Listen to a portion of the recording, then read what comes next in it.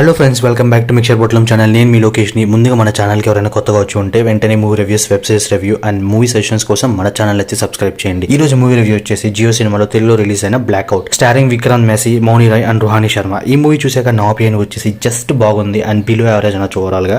That too because of comedy అక్కడక్కడ work out అవడం వల్ల అలా అనిపించింది, లేకుంటే it's a complete waste of time అన్న నా opinion.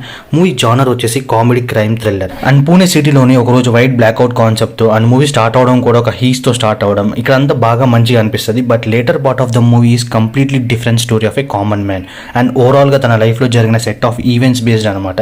Multiple characters and sub plots తో ఒక కైండ్ ఆఫ్ కన్ఫ్యూజన్ డ్రామాని డైరెక్టర్ అయితే క్రియేట్ చేద్దాం అనుకున్నాడు. బట్ ఎక్కడ కూడా స్మూత్ గా వెళ్ళలేదు అండ్ వర్కౌట్ అవ్వలేదు. దీనివల్ల చాలా ల్యాగ్ అయితే పీక్స్ లో అనిపిస్తుంది అండ్ కేవలం తెలుగులో డబ్బింగ్ లో వచ్చే జోక్స్ కోసం అయితే చూడొచ్చు. అండ్ రుహానీ శర్మ గారి తెలుగు డబ్బింగ్ అయితే వరస్ట్ అనొచ్చు. అండ్ 12th ఫెయిల్ మూవీ తర్వాత మంచి ఫ్యాన్ బేస్ అయితే హీరో విక్రాంత్ మెస్సీ గారికి ఉంది. కానీ this film is a completely disappointment from him అని చెప్పొచ్చు. జానర్ వైజ్ కూడా వన్ నైట్ చేసింగ్ స్టోరీస్ చాలానే ఉన్నాయి మన తెలుగులో కూడా. So nothing new I could found in this film. Overall review of the movie వచ్చేసి బిలో యావరేజ్ మూవీ అండ్ నన్ను అడిగితే skip and save your precious time and data అని చెప్తాను.